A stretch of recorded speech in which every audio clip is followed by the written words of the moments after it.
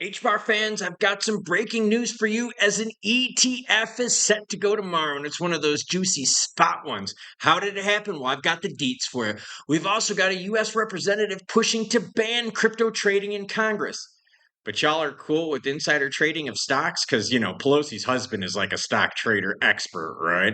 We're also going to talk about XRP price, what stablecoins are doing, along with I say lots of naughty things, so here's your warning. oh, and those were pictures of Starbucks in Antigua, Guatemala. Check out my short on the other channel. Whoa, the coolest, most amazing Starbucks you've ever seen. And I'm not a Starbucks fan, as you can tell. And yes, you heard correctly, HBAR fans, we got an ETF launching on Tuesday. And if you're sitting here going, bro, how is that possible? The SEC is shut down. Well, there's a little trick that they used, and I'm going to share it with you. Makes you wonder who else filed one of these little tricks, and will XRP get an ETF with the shutdown going on? Now, before we get into that news, you are the viewer. You matter most. And, well, I share your comments at the beginning of every video. Christine, one of the 7% of the female viewers, that's right, only 7% of you are female. It is a sausage fest in this place. Says, always refreshing my subscription page, waiting on other updates from Klaus. Thanks for all the videos and information you provide day in and day out. Well, thank you, Christine. I greatly appreciate that compliment. Van Dozer says, Klaus, we are the ones who need to thank you, bro. Happy, bad, or sad, you bring us the info we need to hear so we can do our part and listen so we make a better future for our families. And for that, my friend, we will always support you. Seriously, the sincere comments mean so much. And that's why I'm dedicated to you. You notice it's nighttime, right? Or is it morning where you're viewing? But no, for me, it's nighttime and I'm still bringing you the news. Sean Richards says, my favorite YouTube crypto channel. No BS, no trying to push viewers into trading platforms for healthy commissions. Yo, for real, the commissions they offer in order to get me to get you into their exchanges are huge. The majority of video offers I get are $400 to $800 just for one video. I'm going to reject them all. Why? I will not take a crypto sponsor, so I stand biased, knowing full well they're going to lose all their money. Keep it up, Klaus. Bitcoin, okay. Heat map we can skip. Altcoin season, I know you really don't care about that either. You want to hear about the ETFs, don't you? All right, I'll get into it. The U.S. rep pushes to ban crypto trading for presidents and Congress members. Oh, Ro Khanna is at it again. California Representative Ro Khanna is set to unveil a congressional resolution today to prevent the president and members of Congress from trading cryptocurrencies and accepting foreign money. Well, what about insider trading of stocks? What about all those politicians that made a shit ton of money before the Israeli strikes? Yeah, the ones that run like the security panels?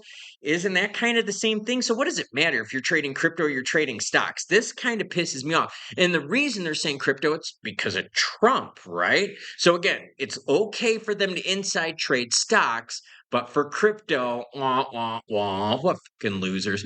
Khanna first announced the initiative over the weekend. Since then, he uses social media and televised interviews to explain his reasoning. This is what he says.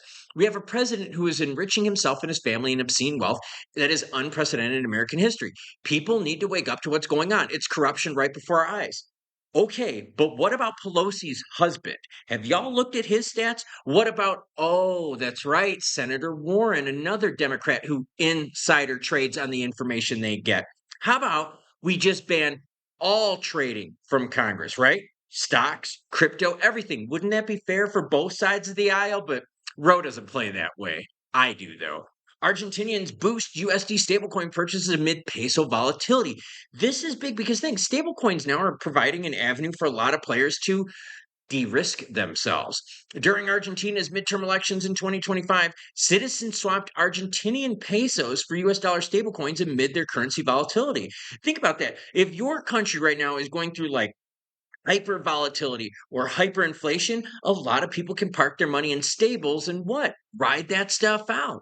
This reflects stablecoins' role as a hedge against economic uncertainty. That's pretty freaking hot. Argentinians purchased US dollar stablecoins over the weekend, recording a noticeable increase to the USD to Argentinian peso trading pairs.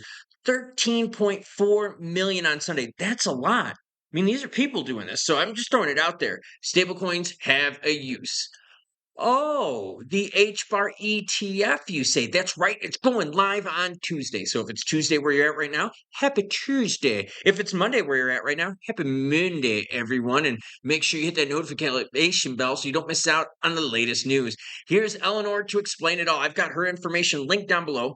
Yes, she's a cat lady. We're going to let this one slide. If she was a dog lady, she would earn more points, but she's a cat lady. We'll let it go for now because she brings us the juicy news. She says new Canary Funds spot HBAR and Litecoin ETFs are now effective and will begin trading on the NASDAQ on Tuesday. Litecoin and Hedera are the next two token ETFs to go effective after Ethereum. We look forward to launching tomorrow. Then, as confirmed by Eric Balchunas in the NYSE, the New York Stock Exchange. They have also certified 8A filing postings listed for BitInvest and the Sol ETF to launch tomorrow, as well as along with Grayscale's GSOL to convert on Wednesday. Now you're asking yourself, wait a minute, how is this possible? Well, Eleanor answers this for us. She goes, how is this possible during the government shutdown, you ask? Well, the operation of law does not always actually require an open government. They used a little sneaky trick here, and I like it. It's my understanding that the 8A filings are just as important as the S1s in getting these ETFs ready to launch. Here's what happened. The issuers, right, of these ETFs included language in their amended S1s that let them automatically go effective 20 days after filing. So even with the government shut down, because they made an addendum in their filings, basically said, look, if you don't get off your butts and approve it, we get automatic approval. So guess what? You better approve it, girlfriend. And guess what happened? There was no one there to approve it or deny it, so it kicks in automatically. Typically, issuers delay S1 filings until the SEC makes them effective. But the legal default is that the S1 automatically is effective without SEC intervention. That means the agency doesn't need to approve it manually, and the filings can go live on their own even during the shutdown. Long story short, all the legal boxes are checked, and these ETFs are on track for launch. Overall in the crypto market, volume is very healthy right now at 164 billion. No, that's not healthy. We want over 200 billion in volume. In terms of HBAR price action, you notice this right here? That's right. HBAR is starting to move as the news is circulating. Why? Because the Canary HBAR ETF, that's a spot ETF for you kiddos out there, is going live. HBAR is currently sitting at 19.34 cents. Volume up 78% now in the last 24 hours to $306 million. If you look at the overall crypto market's only up 30% in volume. So traders are definitely favoring HBAR. And my thinking is by tomorrow, you're going to hear a lot more news about this because a lot of players are sleeping on this action. And guess what? They're not following Eleanor Tourette. And thank you to the viewer who commented down below that said, bro, are those ETFs legit? Yes, they are, and I verified them for you. Now, XRP is making a move too. Look at this, pretty healthy here for the week, right? I like this volume for XRP right around 5 billion, so nothing to sneeze at right now. Overall, though, we're excited. Why? Because what if the ones that filed for the XRP ETFs made the amendments in there too? That would mean we would get automatic approval for the XRP ETFs 20 days after filing. We just have to see who is smart enough to put those amendments in. Kind of nice, isn't it? Government shutdown, they screw us over with stuff, but because they're not there to put the rejection stamp on, yeah, Atkins, you know what I'm talking about, they get approved automatically. So we've seen what's happening now with HBAR price. Look at it. She's still climbing, girlfriend. I'm assuming we're going to see more action across the board as players amend, thinking, guess what? The government shutdown might last even longer. So essentially how they did it was this. You have so many days to approve or deny our action, and guess what? If you don't respond to it, it gets approved automatically. So you're telling me that the government shutdown is actually good for some of these things? Yes, but that's if they filed for the amendment. Now, that being said, a lot of that stuff, I cannot keep track on all of them. There is over 200 ETFs, or right around 200 ETFs right now. They have tons of paperwork. That would just be insane. And I got to be honest with you, I'm on vacation. I can't go too nuts, or else my wife and daughter would probably shoot me or something like that. So yeah, we're going to see who else filed for that 20-day auto approval because yes, HBAR fans, you got your spot ETF. And you know what the best part is? We get to track that ETF. We actually get to see the volume of it. Does it help native token price action? And are we going to start seeing more institutional money flowing in the ETFs and more traditional money flowing into the ETFs? I'm having a feeling here that you're going to see some juicy action here because guess what?